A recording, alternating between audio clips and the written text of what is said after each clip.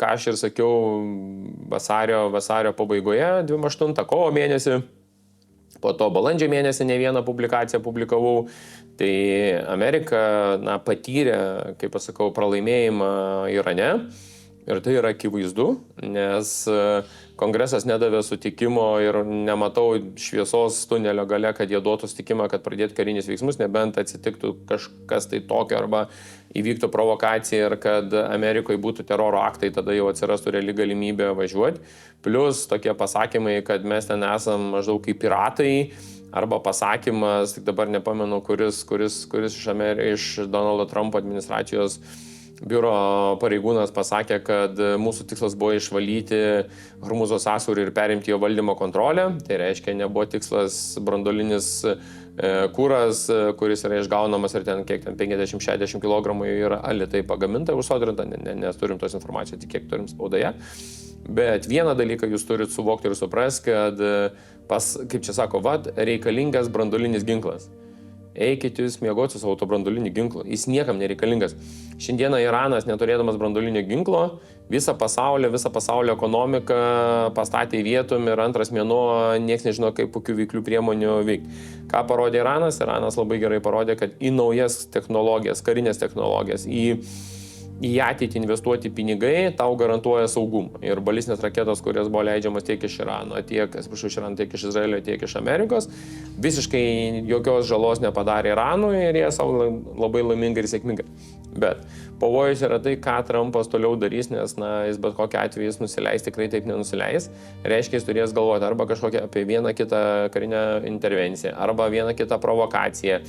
Ir pasakymas, kad mes Hormuzo sąsiaurį lydėsime laivus, tai yra absurdas, bet jeigu pažiūrėsime į pasaulio biržas, tai akivaizdu, kad biržose manipuliuoja dabar sukčiai, instituciniai fondai ir akivaizdu, kad Lietuvos banko atstovai arba ekspertai, specialistai, jie dar to niekaip negali suprasti. Mano galva, tam tikrų įmonių rezultatai bus tragiški blogi antrą ketvirtį, nes tai buvo užsakymai į priekį, ateities kontraktai, kaip aš juos vadinu. Tai ateities kontraktai tam tikrose įmonėse, tam tikrose firmose, jie kolapsinasi lauk.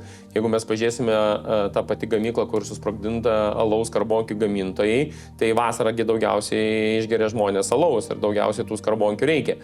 Tai jeigu jie nebepajėgus dabar pagaminti, tai automatiškai vokiečiai ieškosi kažkur kitur, prancūzai ieškosi kažkur kitur, kur pagamins tą kiekį ar netgi tie patys amerikonai. Tai reiškia, kas atsitinka, tų skarbonkių nebereikės rudenį, nes prekybos nebus. Kur jūs dėsite trąšas, kurios buvo trąšos skirtos būtent kovo, balandžio mėnesį, gegužės mėnesį tręšimo laukams? Jūs jų nebeturėsit kur panaudos. Reiškia, ką jūs iššaldot pinigus ir sandėliuot. O ką jūs darysit su Japonija, kur Japonijos dabar jau bankai meta pinigus ir bando tam tikrų žaidimų žaisti.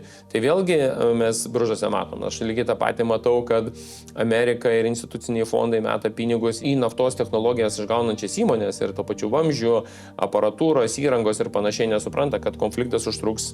Tenais yra labai daug apdaužytų Arabijoje įrenginių. Reiškia, reikia didinti pajėgumus, Tai visą tai gulus mums į vartotojams ant pečių. Infliacija, akivaizdu, kad bus milžiniška. Ekonomika neaugs taip, kaip planavo, aš duok dievę 0,1-0,2 procento, aš prognozuoju, bent jau tai, ką aš dabar matau. Nežinau, gal kažkas man įrodys, gal kažkas man pateiks kažkokius tik kitus skaičius, kur gali būti. Jeigu aš lygiai taip pat tikėjausi, kad pieno sektorius atsigaus žemės sektorius, tai aš dabar jo nematau, kad jis atsigautų. Aišku, šitie grūdų kaina, faktas, kad ateities kontraktai jie ten į pliusą eina.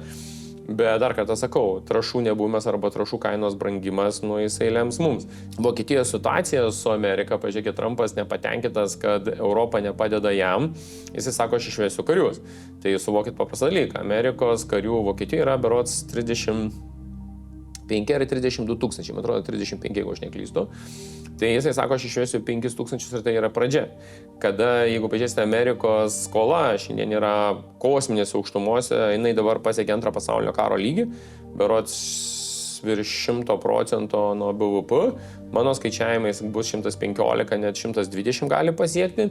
Tai valstybės, kada pasiekia tokią tokią skolinimus rodiklį, ką jos dažniausiai turi daryti. Arba jos turinti didinti mokesčius, natūralu, arba mažinti išlaidas. Amerikonai, ką jie dabar šiandien daro, jie specialiai žlugdo ES ir Kinijos ekonomiką, bandydami, kad įskolintų spausdintų pinigų, jie taip išlaikys ekonomiką, bet Europa grius. Tai panašiai buvo 2009 metais Italija, Ispanija, Graikija, Portugalija, mes pažiūrėkime Kipras, kada nuo BVP buvo skolos ten virš 100% ir daugiau ir tai ir atrodė buvo kažkas wow, kažkas buvo baisu, bet jų ekonomikos ir nebeatsigavo, jų ekonomika stabilizuoja. Tai aš manau, kad taip, kad Trumpas padeda savo draugams, padeda amerikonams, savotiškai bandydamas atidėti tą griūtį ir perleisdamas ateinantiems demokratams.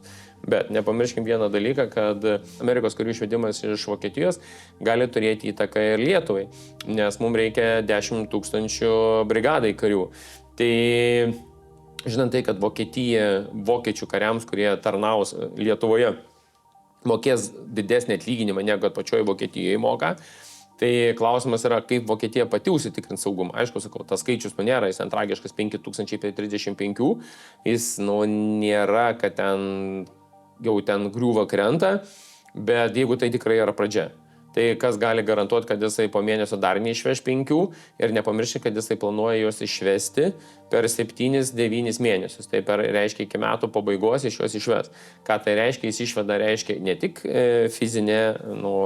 fizinį žmonės, bet jis išveda ir technologijus, ir įrangą, ir techniką. Tai reiškia, nebebus skiriama tiek technikos, tiek technologijom Europai, kiek bus skiriama pačiai Amerikos vidaus kariuomeniai. Tai vėlgi yra signalas pačiai Europai ir tada klausimas, ar pati Europa kurs savo kariuomenę. Jeigu kurs savo kariuomenę, tai Lietuva su 5,38% jūs niekaip neišgyvensit, jūs turėsite skirti 10% nuo bendro vidaus produkto. Tai norėčiau pažiūrėti į tų Seimo narių rankeles, kurie balsuos už 10% bendro vidaus produkto skirimą kariuomenę. Praktiškai tų valstybių įvara į bankrotą. Be kita ko, ką Rusija sėkmingai ir darė per aplinkui. Nors pačiai irgi ekonominis krachas yra, bet jie išlaviruos, kaip ir dar kartą sakau, rusas gali įpratęs tose džiunglėse ir žiurkę ėsti, kad tik išlaikytų ir ta Velykąją Rusiją būtų. Tai tą irgi reikia suprasti.